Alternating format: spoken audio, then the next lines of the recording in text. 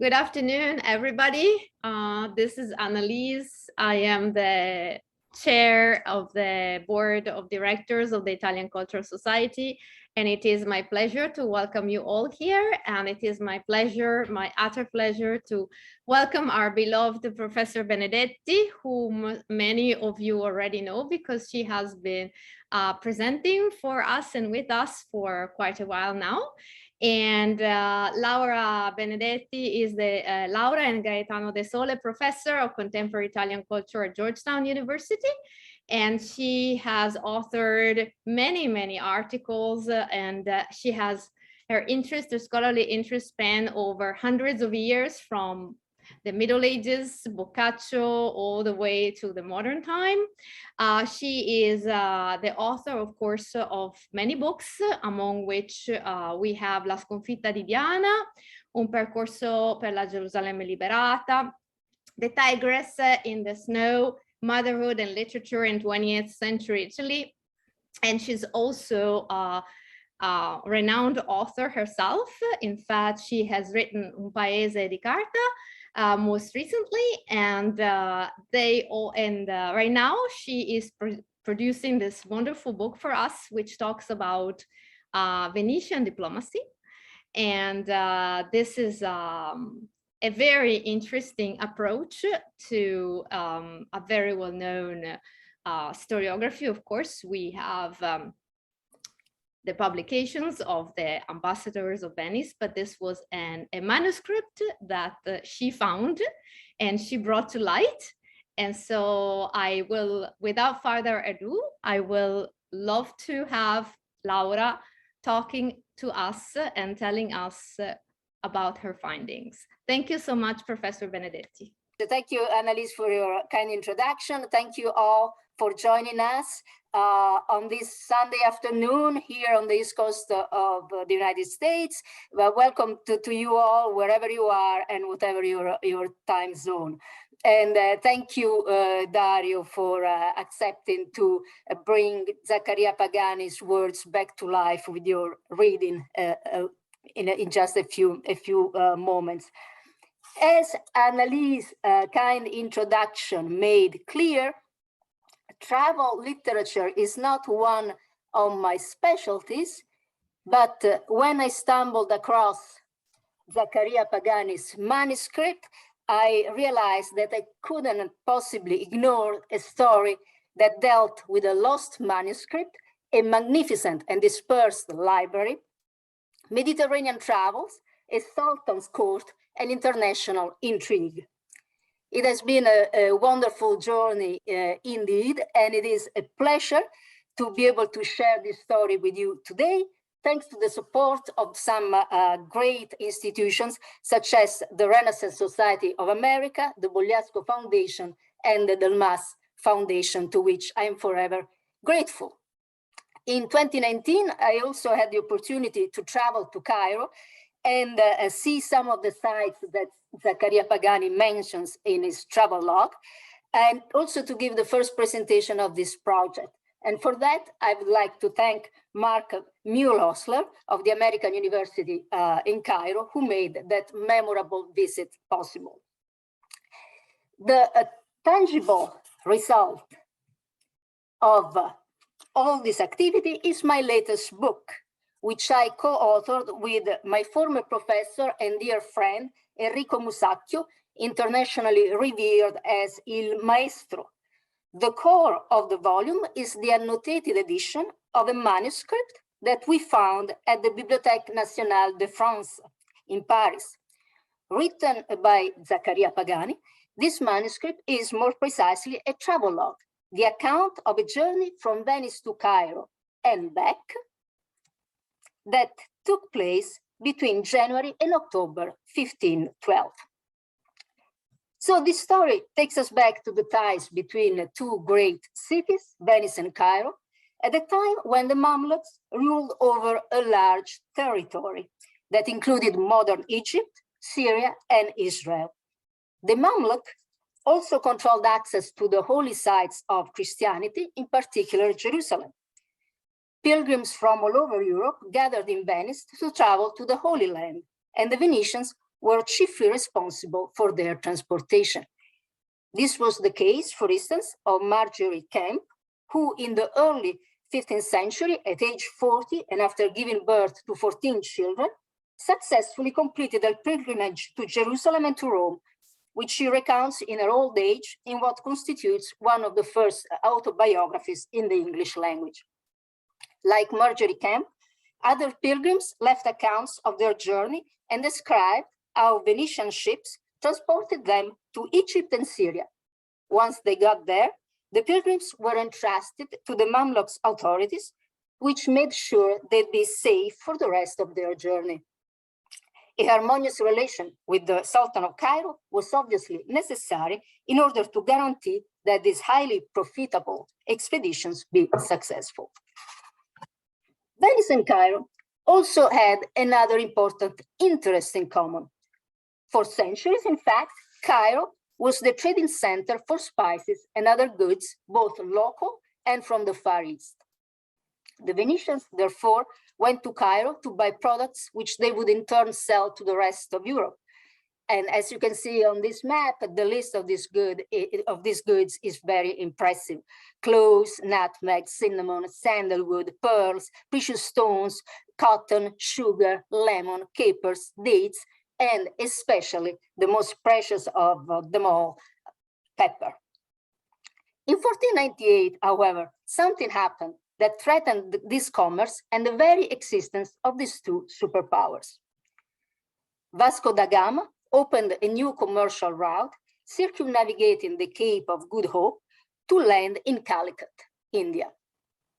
To have an idea of the shock that this event produced, we only need to turn to contemporary reactions, such as a letter in which Girolamo Priuli expresses his disbelief. This news and its consequences seem huge to me. However, I'm not sure it's true. Pretty soon, it became clear that the news was indeed true and its consequences dire for the Venetians. The Portuguese could import goods from India without intermediaries and therefore sell them at competitive prices. A couple of years later, Priuli harbors no illusions about the future of Venice. Everybody will go to Lisbon to get the spices and the money will stay in Portugal. I have no doubts that the Hungarians, the Germans, the Flemish, the French, and all those who used to come to Venice to buy spices will turn to Lisbon because it's closer and because prices are lower. I clearly see the ruin of the city of Venice. Yet the Venetians were not willing to surrender their commercial supremacy without a fight. In 1502, they sent a special envoy to Cairo, Benedetto Sanudo, trying to convince the Mamluk Sultan, Quansu al-Ghauri, to take bold and swift action. Among other things, the Venetians wanted the Sultan to consider linking the Mediterranean with the Red Sea, so the Mediterranean Sea and the Red Sea, in what looks like an anticipation of the Suez Canal. But the mission seems to have been inconclusive, and several documents attest to skepticism among the Venetians concerning the Sultan's willingness or ability to face the Portuguese danger.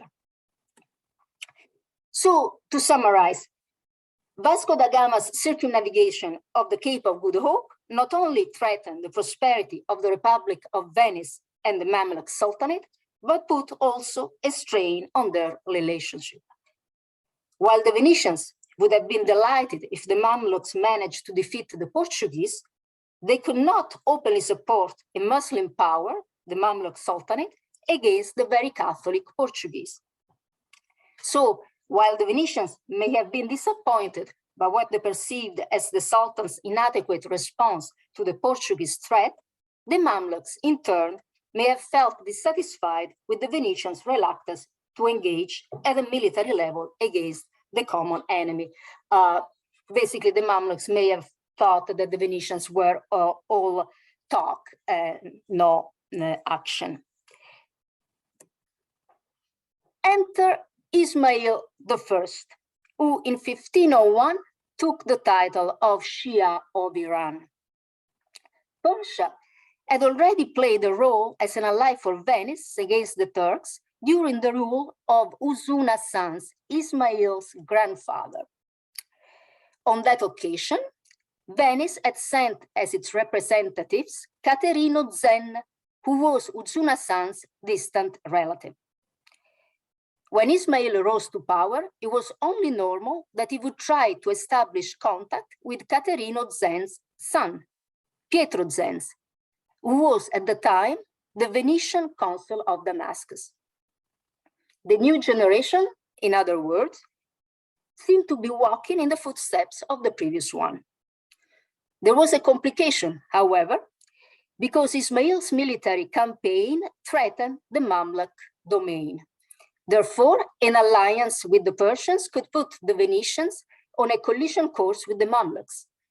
And here, the story turns into international intrigue, a major diplomatic incident that came to be known as the Affare Zen, after Pietro Zen, of course, and that we here in Washington would probably call Zengate. The Zengate. In 1510, the Mamluk governor of Birechik arrested some Venetian merchants who carried letters from Ismail to the Venetian Doge. In these letters, Ismail mentioned the warm relations between Venice and Persia and announced a new military campaign, not only against the Turks, but also against Damascus. This is a passage from the letter as it was read in the Venetian Senate. At the beginning of the spring, our banners and victorious flags will march towards the land of the Turks and towards Damascus. This is how you can show your love. When our army arrives, you will send people who can fabricate and handle weapons. This was a Venetian specialty, warfare, the fabrication of weapons. Now, it seems pretty clear that Ismail intended to wage war against Damascus, therefore against the Mamluks, and that he was counting on the support of the Venetians. This is the incriminating sentence toward Damascus. To make matters even worse, one of the Venetians who had been captured, Nicolas Soror, confessed that the contacts between the Persians and the Venetians had been facilitated by Pietro Zen, the Venetian consul in Damascus, which seemed to implicate the government of the Serenissima in the plot. Understandably, the Sultan, Juan Sualgauri, was less than pleased by this turn of events. He immediately halted trade with Venice, barred access to the holy sites, and imprisoned Pietro Zen and also Tommaso Contarini, Venetian consul in Alexandria, and many merchants. The potential repercussions of the Affare Zen caused great concerns. We can see the letters that the Venetians from Egypt, from that area actually, sent back home. A doctor, Andrea da Cividale, writes, "Oh Lord, please extinguish the enormous fire that could follow this mistake." A little later, a merchant, Pietro Leon, writes from Cyprus, "It seems that this event has greatly enraged the Sultan against our people, and therefore all the merchants live in great fear." The situation did not improve with the new year. On April 1st, 1511, Domenico Sparlarga, imprisoned in Cairo, writes, we have now been in this situation for 6 months. We are still in chains, although they are removed when we sleep at night." Pietro Zen was summoned by the Sultan to justify his actions. The report that he sent back to Venice not only provides further details about the incident, but also paints a wider picture of the Venetian-Mamluk relations. Judging from what Pietro Zen writes, it seems that the Sultan's rage derived not only from the possible Venetian-Persian alliance, but also from what he interpreted as a lessened commercial interest on the part of the Venetians. Reduced naval traffic also entailed a lower degree of engagement in the fight against piracy on the part of the Venetians. Finally, the Sultan's dissatisfaction also invested the diplomatic relationship between the two states. While he had sent an ambassador to Venice, Venice had not done the same in spite of its promises. This last recrimination soon became central in the letters that the Venetians in Cairo sent home. Pietro Zen seems to believe that the special envoy to Cairo could easily solve the situation. In conclusion, if an ambassador does not come here, things will not go well. But if he does, he will obtain anything he wants. Tommaso Contarini shares Zen's beliefs, but adds a note of pragmatism. Sure, it is necessary to send an ambassador. He must be an honorable man, but it would also be very good that he came with gifts in order to make the Sultan happy. This opinion was widespread also among merchants, such as Zaccaria di Prioli. The Sultan greatly desires that an ambassador be sent, and Sparlarga, who says, we will remain in prison until the ambassador's arrival.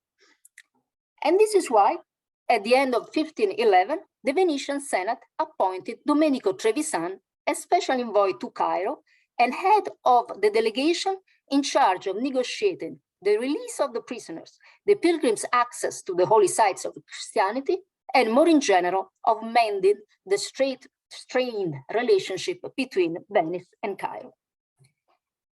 We don't have any images of Domenico Trevisan, but his imposing tomb in the church of San Francesco della Vigna in Venice, commonly attributed to Jacopo Sansovino, is a sure testament to his career as an officer of the Serenissima. And as you can see, an inscription on the tomb lists Trevisan's major diplomatic missions, including the one to Egypt. At the time of the journey to Egypt, Domenico Trevisan was a top diplomatic officer who had just successfully negotiated the peace agreement with the Pope, and the delegation was large and well provided with funds, which proves the importance of the mission for the Serenissima. Traveling with Trevisan was a young man, Zaccaria Pagani, the author of our manuscript, who left a detailed and enticing account of their trip, our manuscript. Faithful to his role as a chronicler, Pagani does not provide explicit references to his own life, but instead offers a fact-filled account of his remarkable journey. His approach, full of curiosity and devoid of prejudice, makes his report lively and highly informative.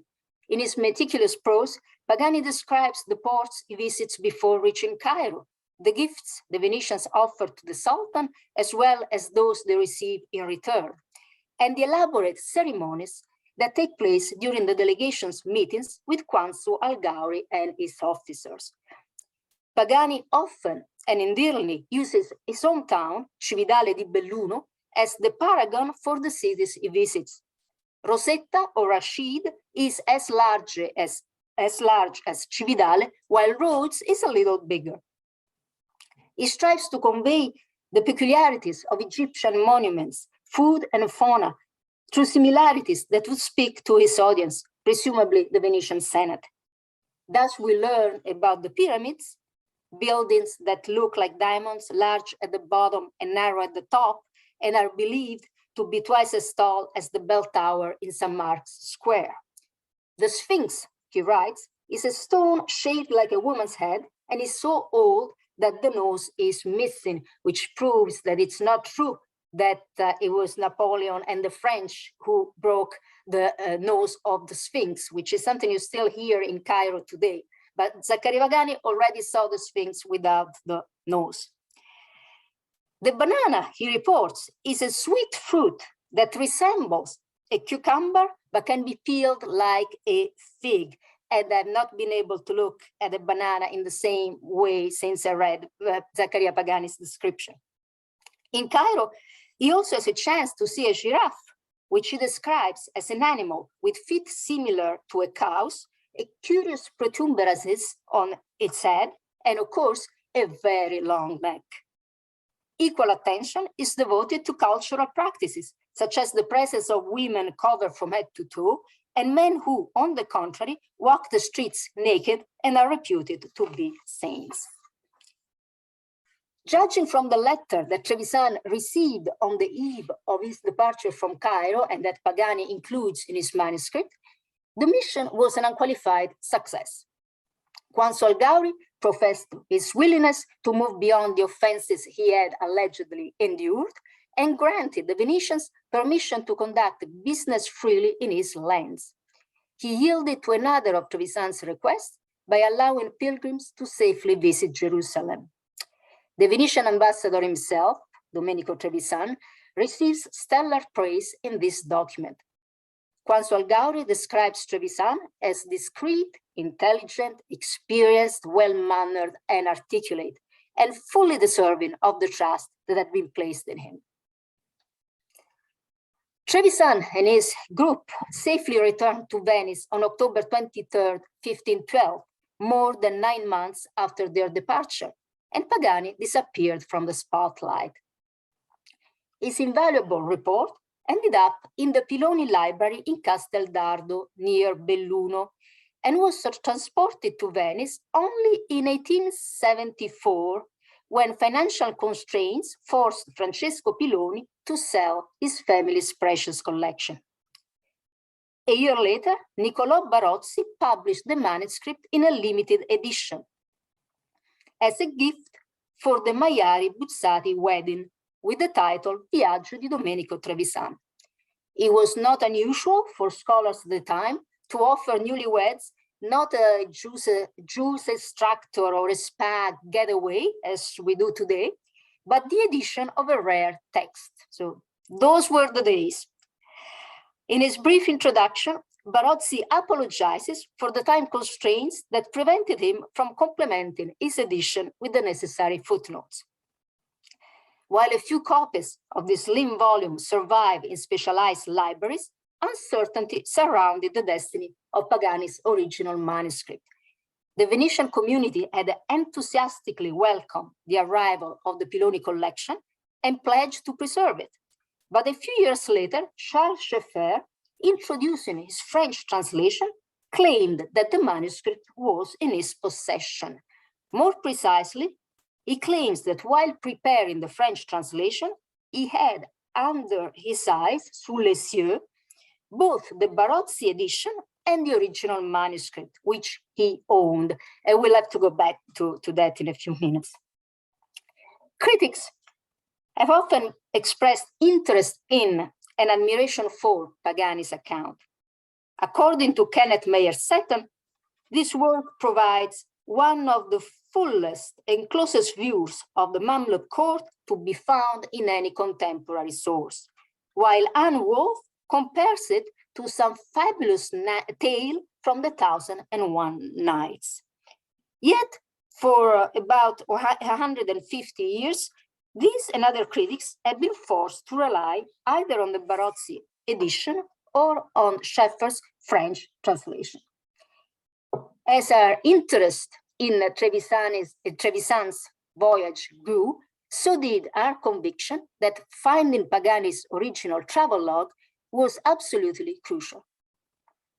After research in Venetian libraries and archives proved fruitless, we managed to locate the manuscript at the Bibliothèque Nationale de France, and I worked for a few years in order to provide a modern, reliable, and annotated edition. We have also included another important manuscript, the long letter of instruction that the Venetian Doge, Leonardo Loredan, gave to Trevisan before his departure. This letter is also in Paris, and you can see here's Trevisan's coat of arms on the manuscript. We've also included in our volume other documents related to the expedition that were scattered in various sources that we bring together here for the first time. These different perspectives combine to provide an extraordinarily informative account of the journey, rich in details about sailing techniques, cultural practices, psychological traits, and diplomatic protocols. Our research also confirmed that a new and philologically accurate edition of Pagani's manuscript was necessary. Neither Barozzi's 1875 edition nor Schaeffer's 1884 translation can in fact be considered academically sound.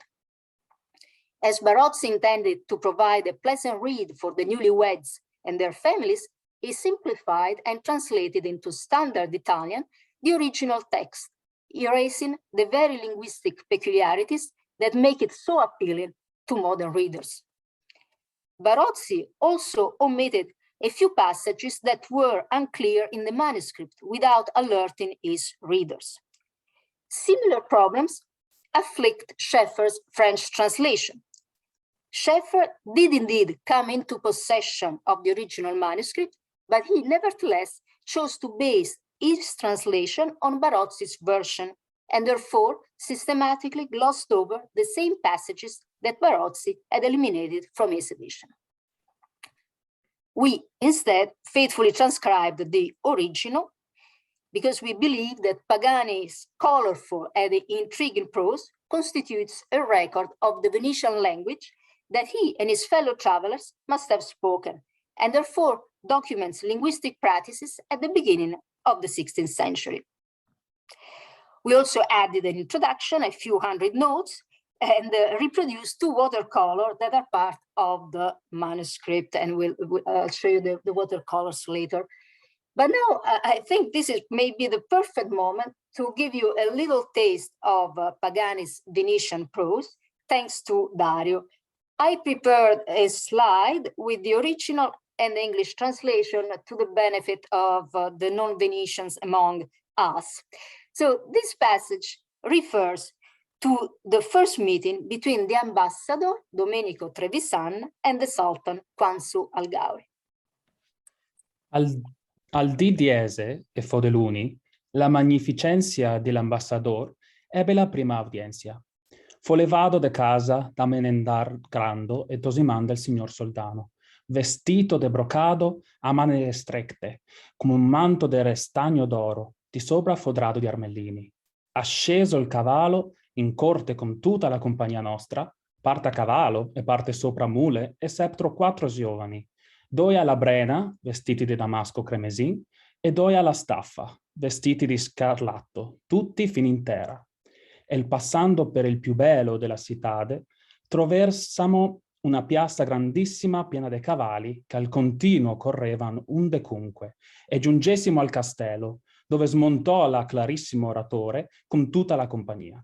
Ed ascesa una scala di circa 40 scalini, entrò in la prima porta, guardata da 6 guardie.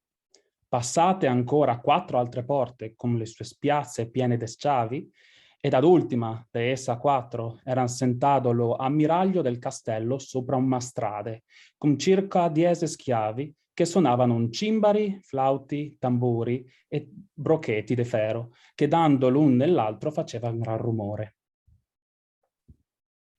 Passate ancora circa 4 over 5 porte, con le sue piazze sopra piene di mameluchi, tandem incontrammo in una corte grandissima di scoperta, maggiore assai della piazza di San Marco, in campo di la quale era sentato il signor soldano sopra un mastrade coperto di veludo verde, alto un passo da terra. Era poi infinito numero di altra gente, tutti a piedi, empiva quella corte, nella quale entrato il clarissimo ambasciatore con tutta la sua compagnia e 4 giovani che li teneva il manto levato, 2 per lato, si cavò la beretta di veludo, guardando verso il signor soldano, quale era dall'altra capo della corte. Chinatosi, pose la mano in terra ed ambe se le pose alla bocca, e poi sopra del capo, secondo il costume delle reverenze se richiedeva tanto re. Fattosi un poco più avanti, circa 15 passa, fece il simile con tutta la compagnia ortendem. Tiratosi all'ultimo segno, qual era circa 20 passi lontan dal signore, quel spazio era coperto tutto de tappeti sopra del quale non bisognava scendere. Ed fatta un'altra simile reverenza, si pose la mano in seno e cavò una lettera ducale, tenta in pavonaso, come la bola pendente d'oro, cordoni e fiocchi d'oro, e mansion scritta in lettera d'oro, la quale, basciata e postasela sopra il capo, la consegnò al memendar grando, lo quale lo portò al signor soldano, et etiam la aperse, e così fo lacta avanti sua signoria, la qual, fornita di leggere, fece dimandar per il memendar, qual andava suso e soso, come stava il suo dose, et etiam che sua magnificenza fosse il benvenuto, et simili altre parole, alle quale, fatta la prescritta risposta per esso magnifico oratore, se ritirò in Rio per spazio di passo a 4. Pur cum li 4 giovani che li tenevano il manto, che ricessando non zappasse suso il cascasse. Et fatta ossequosissima reverenza se rivoltò e se ne venissimo a casa. Ed nota che avanti esso signor soldano non bisogna spudar né soffiarse il naso, che se li farà grande insuria. Grazie. Thank you, Dario, for bringing hope- Zaccaria Pagani's I hope prose. the Venetian here, they don't, they appreciate it. I'm sure you'll hear it. The You'll accent. hear something in the chat. I will. But I'm from L'Aquila, so I won't. I mean, it seemed to me you did a marvelous job, and to bringing Zaccaria Pagani's prose back to life. So the passage that Dario read refers to the culmination of the mission. After traveling more than 5 months, Trevisan can finally meet Quansu Algauri. The occasion is solemn and marked by Trevisan's decision to don his best outfit, which did not go unnoticed in the streets of Cairo. Also, a local historian, Ibn Yas, saw Trevisan on his way to meeting the Sultan and describes him in his chronicle as an imposing old man with a white beard, whose appearance commanded respect, and who was wearing a yellow suit under a golden cloak. In conclusion, there are 4 quick comments that I would like to make. First of all, I like to stress how elaborate the choreography is. Nothing of what Trevisan does and says is improvised. Everything follows a very structured protocol. The way Trevisan is dressed, the number of steps he takes, the body language, everything is bound to show respect for the Sultan, but also convey the authority and wealth of Venice that the ambassador embodies. Diplomacy was an indispensable political tool for the Venetians, but it was also a spectacle. We even have evidence that in some instances, it became literally a spectacle or performance.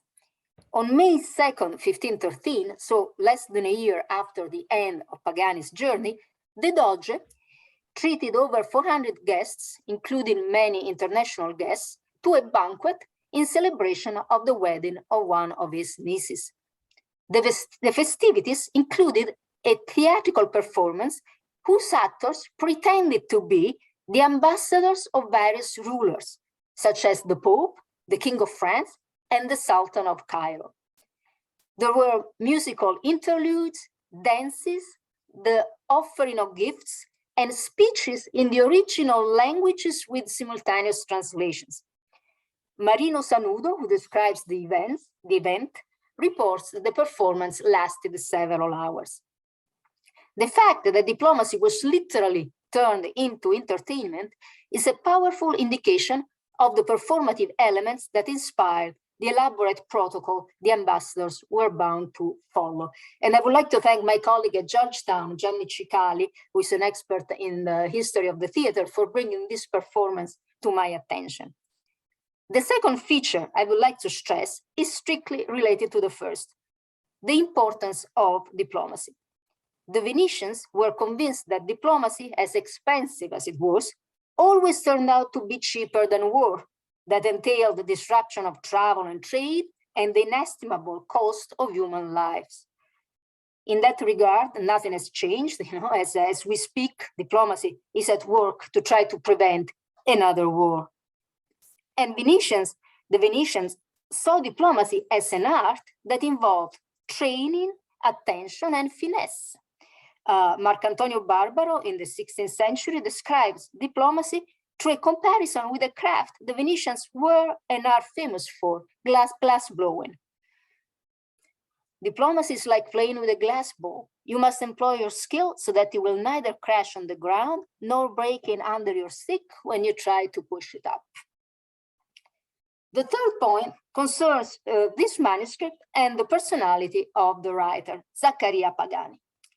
We know very little about Zaccaria Pagani in spite of extensive research in Venice and consultation of the archives in his hometown of Belluno.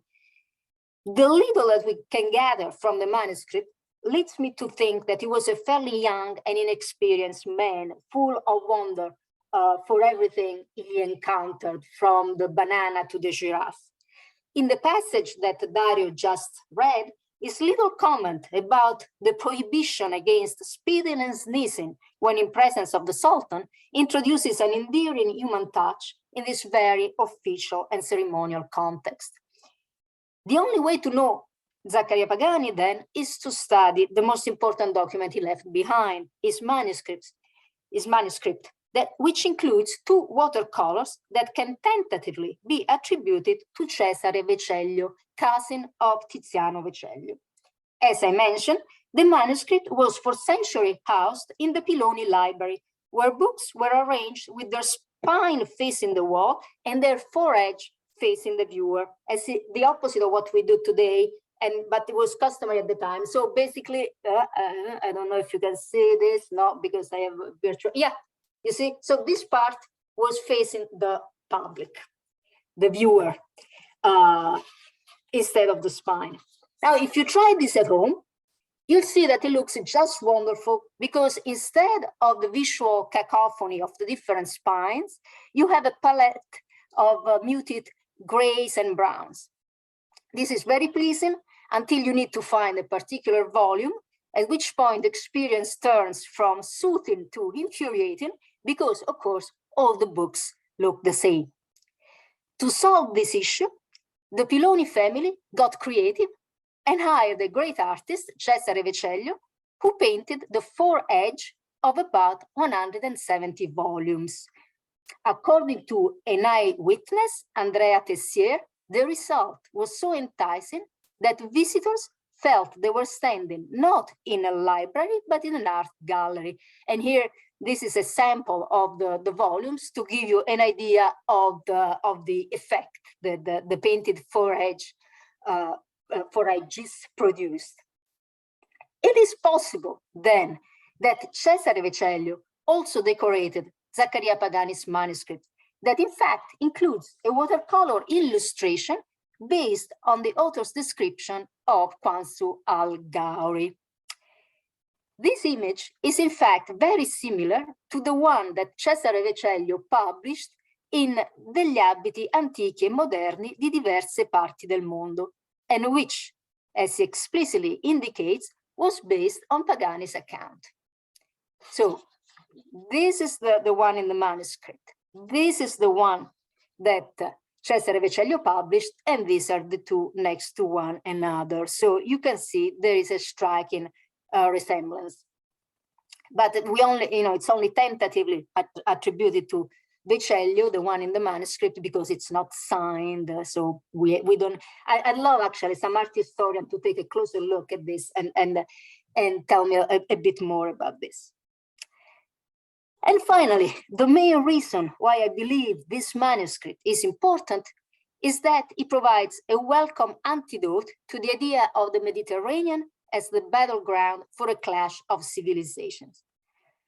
Zaccaria Pagani's travel log and the issues surrounding Domenico Trevisan's voyage paint a very different picture, where the Venetians and the Mamluks collaborate to allow the transportation of pilgrims to the Holy Lands of Christianity, and try to deal with the commercial threat posed by the Portuguese and the rise of the Persian power.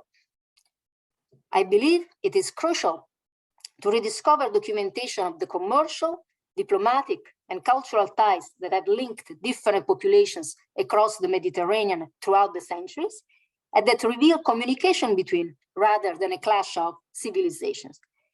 Domenico Trevisan's voyage is a meaningful episode in this common history, and as such, it deserves to be known, studied, and shared. And I thank you very much for your attention.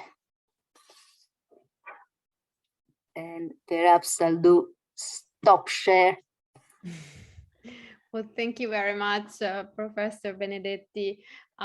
We apologize as at the last minute.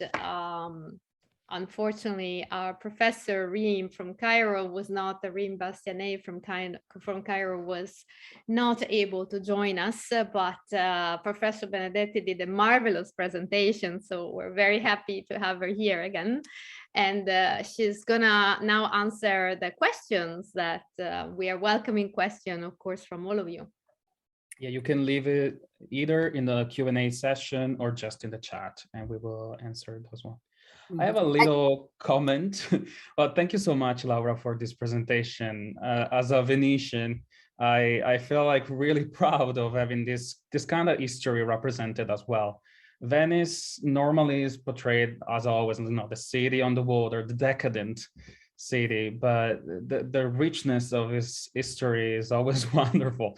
Okay, I'm a little bit on the side, but and especially the ties that Venice has with the Middle East. And of course, we all see the architecture, how oriental it is compared to the rest of Italy.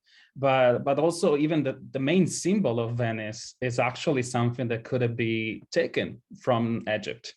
Not only physically, Saint Mark was actually the first bishop of Alexandria.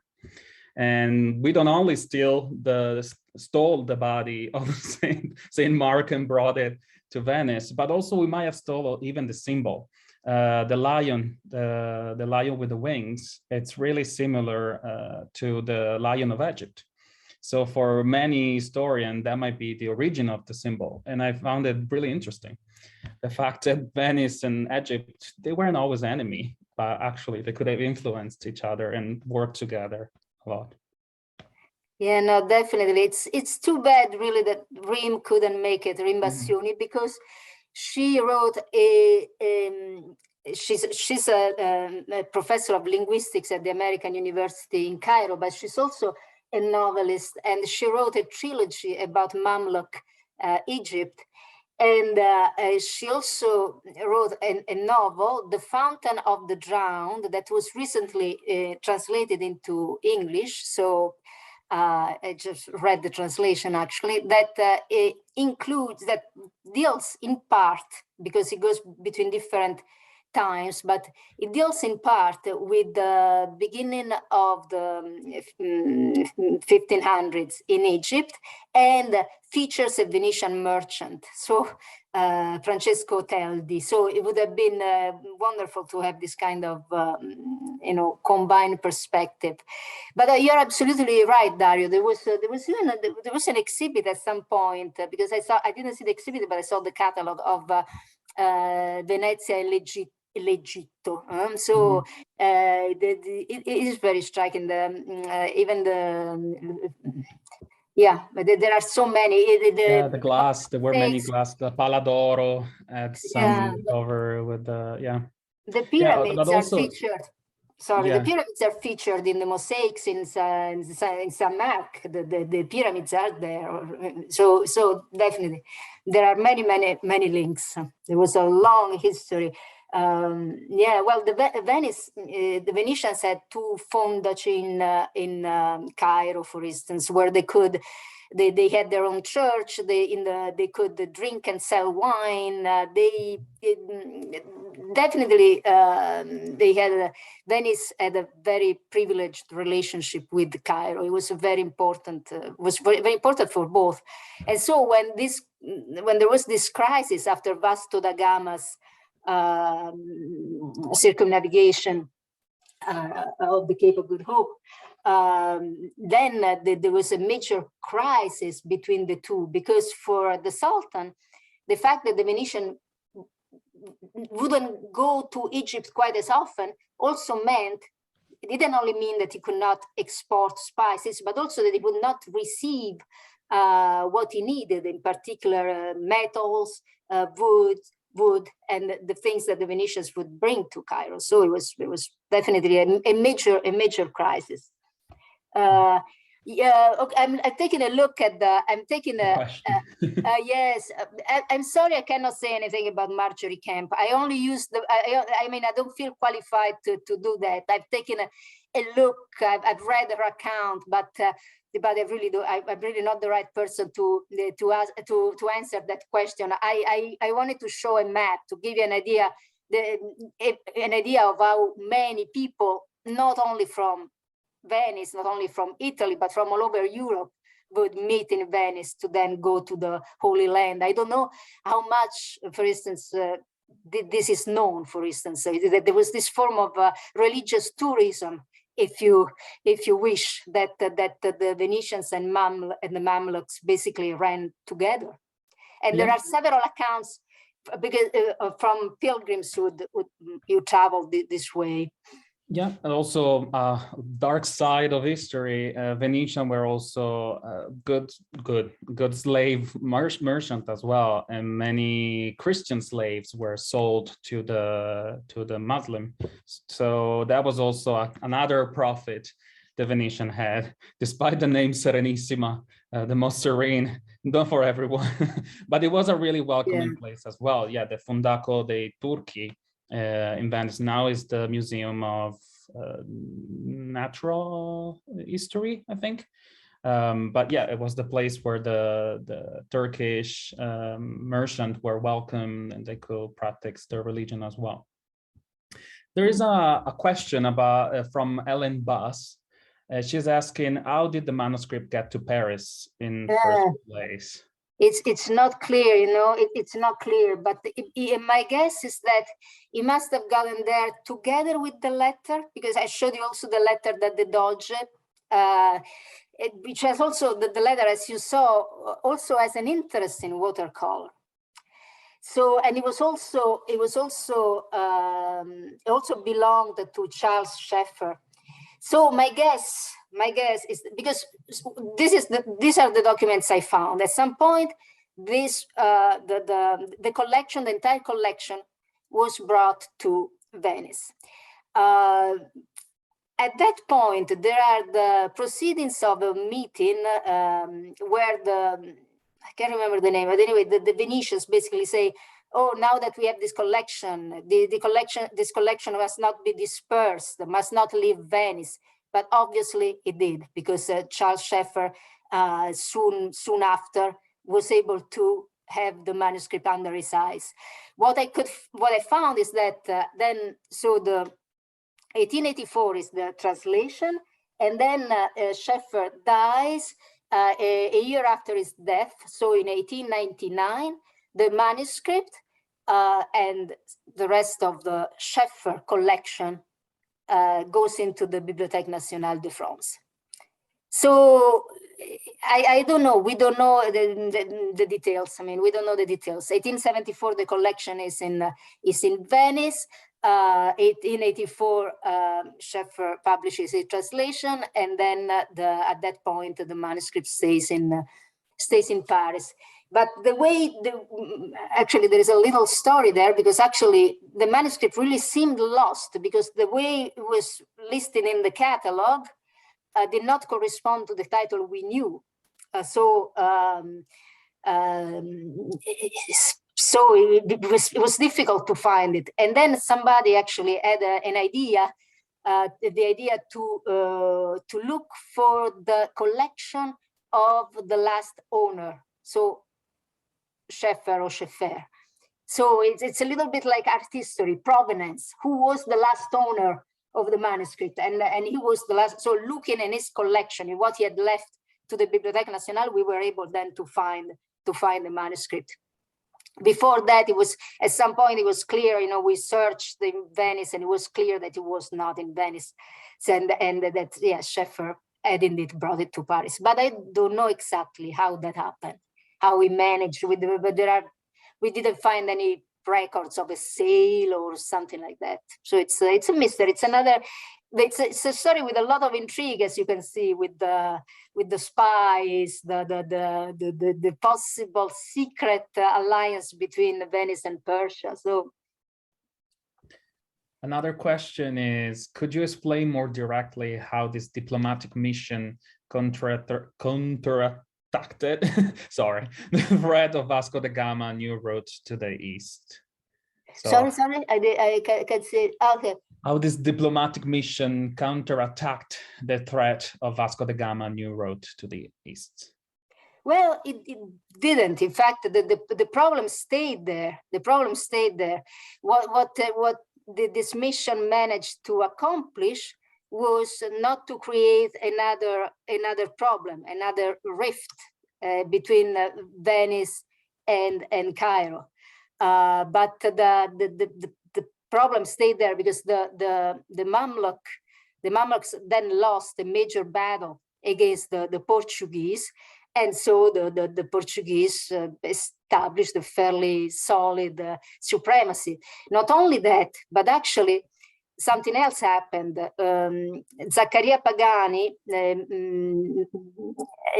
notices while he's in Cairo that Cairo is full of other ambassadors and other envoys at that time because of what was happening in Istanbul, where the Selim I had gained power, and Bayezid, the previous sultan, died while Zaccaria Pagani was in Cairo. So what would happen just a few years later was that the Ottoman Empire in 1517 took over Egypt. And so actually, although, that changed completely, they changed the picture completely. So it was a very successful diplomatic mission, but 5 years later, the situation was completely different. And in fact, there is something interesting linked to this. Domenico Trevisan was already 66 years old when he went to Cairo. So then the Ottomans took over, right? And the Venetian Senate asked Trevisan to go to meet with the Sultan, with Selim I, to establish good relationship between Venice and the Sultan. So basically, this was the event that had destroyed whatever results Trevisan had accomplished with his previous mission. Now he's 70 years old, and they asked him to go again, this time to meet the Sultan. At which point, Marino Sanudo says, at which point Domenico Trevisan just fell on his knees and started crying and asked the Senate, please not to send him again. And he moved everybody to compassion. And so they decided to ask somebody else. But just to tell you that it was a tough life. I mean, it was these missions were very delicate. A lot was at stake, and they were also very demanding, of course, on the physically demanding, long journeys in the conditions that were not always easy. For instance, on the way back, Pagani talks about about pirates. They almost encountered, they almost fell prey of pirates. So that was another danger. Yeah, and it took 9 months, the full mission, and they had to stop in Cyprus, Crete, and all the other Paula. So a lot of little steps to be able to go back. Wasn't easy for 70-something years old. No, absolutely, yes. We have a question from Carlos Franzetti. He's asked, it is known how many members had the Venetian embassy to Cairo? This particular mission, it was about 40 people, which was unusually large, because a few years before I found another the reports of another travel, and there were about 30. So this was unusually large as a delegation. This was the official the delegation. This does not include, of course, the crew, but this was the delegation. Yeah. And the delegation, these were important people, Domenico Trevisan, as I said, was a top officer, and he was traveling with Marcantonio Trevisan, his son, who would become Doge. Domenico Trevisan himself twice was close to being elected Doge, but he failed. His son succeeded. And his son also left some very interesting letters about this expedition that we include in the appendix. John is asking, can you say something about the dating of the manuscript itself? Was it probably written during? It's probably written during the trip. During or yeah, I would say during or soon after. This is the during or soon after. It looks like a travel log. Could be that I would say that during the trip or soon after, on the basis of notes taken during the trip. It's written as entries in a journal. Mm-hmm. I have a question, actually. When we read about Pagani, of the trip of Pagani and its way of writing, it comes to mind the Milione di Marco Polo.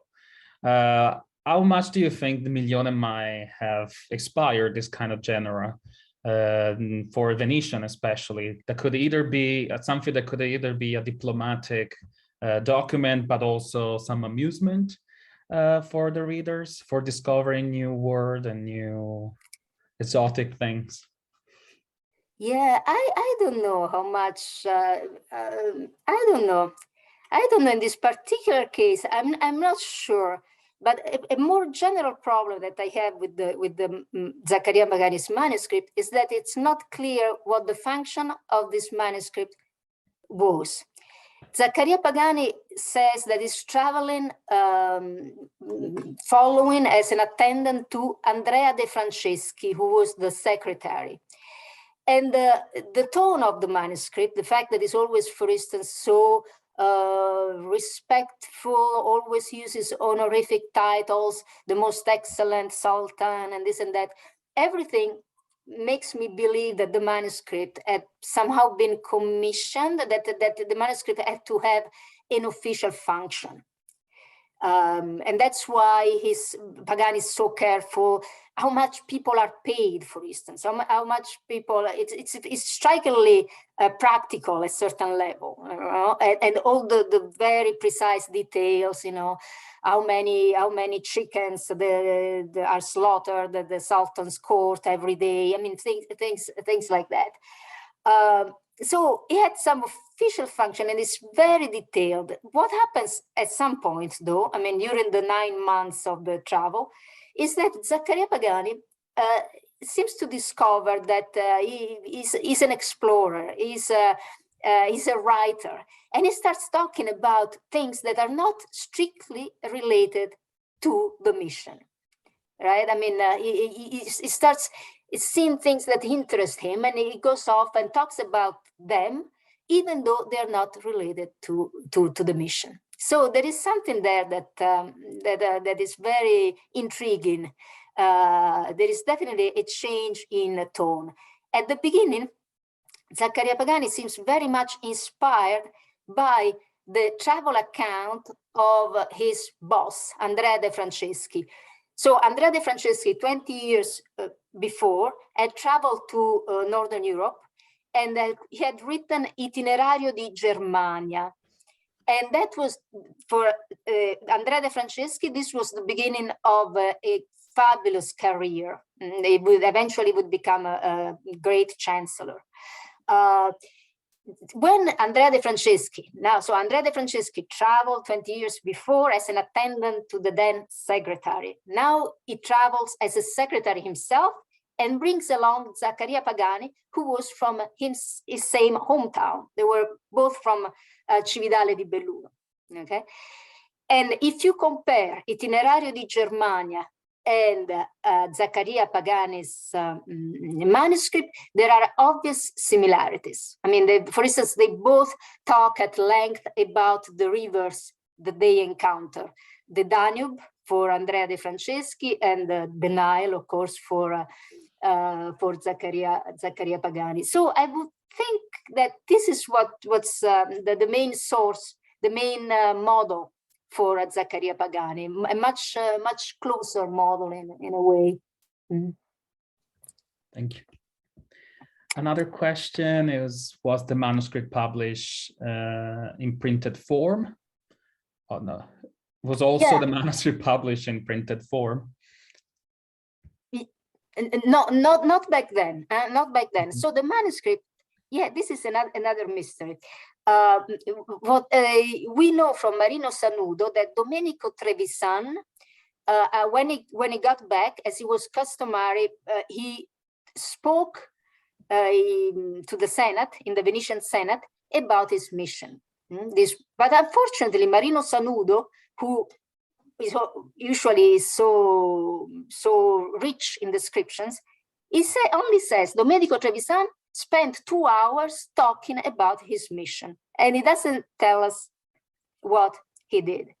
We don't have Domenico Trevisan's account, relazione. We have many relazioni, so many accounts of the ambassadors, but not the one by Trevisan, probably because he went lost, he burned in one of the fires at the Palazzo Ducale. There were 2 fires in the 1500s, and they destroyed earlier accounts. The reason why Zaccaria Pagani's manuscript survived was because it was in Cividale di Belluno, it was in Casteldardo, was in the Piloni library, so near Belluno. But it wasn't published at that time. It was published for the first time by Niccolò Barozzi as a gift to the Miari Buzzati newlyweds. So that was the first time that it was published. Now that there are a few libraries, usually specialized libraries like l'Istituto Geografico Italiano. That's where I saw it in Rome, because it's kind of rare. It was published as a little, as a wedding gift. Much easier to find actually is Schaeffer's translation, which also has some very important notes. But so these are the only published editions, 1875 and 1884, and now of course 2021 our edition, which is the only published edition of the original in the Venetian, which I think is kind of important. Yes, it is. I'm glad you agree. It's a complete list.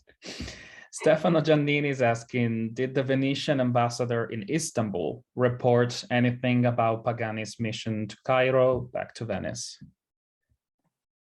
Good question. I don't think so.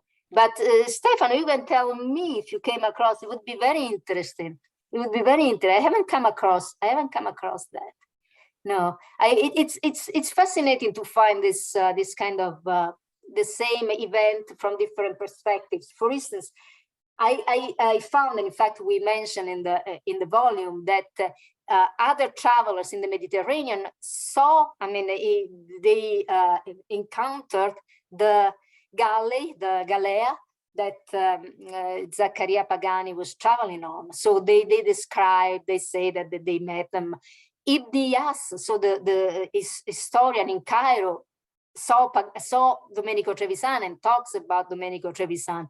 I'm not aware of whether I haven't come across that. But Stefan, it'd be great if he did. Please let me know. Okay, there's no other question from the audience. Okay. Then any last chances if anyone wants to have something else? No, doesn't look like. So we thank Professor Benedetti, of course, and we thank you all for being here. We couldn't be here without your support. So please remember to make a donation at the end of this event. It's been a real pleasure, such an enticing presentation. Before we go, I just want to briefly remind you of our upcoming event, because our collaboration with Georgetown University will have 2 following events. In fact, on March 2nd, we have Made in Italy with Sarah Forden and Donatella Milucci and Nicoletta Pireddu. And then also we're presenting the book, The Gentleman Banker by Giorgio Chiarva on March 20th. For with our Dario, of course, a guided tour on March 13th, a Sergeant Whistler and Venetian Glass, American Artist, and the Magic on Murano, guided again by our Dario. And for our smallest children, our youngest member, we have Villa Firenze on April 2nd at the house, at the residence of the Ambassador of Italy. And so we have, in collaboration with them, we have a fantastic Easter egg hunt, which promises to be very fun. So more details to follow. And then mark your calendar for our annual gala, which is going to be on June 10th at the Embassy of Italy. More upcoming event, of course, can be found on our website. Thank you very much again. Thank you, everybody. Thank you, everybody. And thank you, Laura, for the beautiful presentation you did. Absolutely inspiring. Yes. Thank you, everyone. Thank you.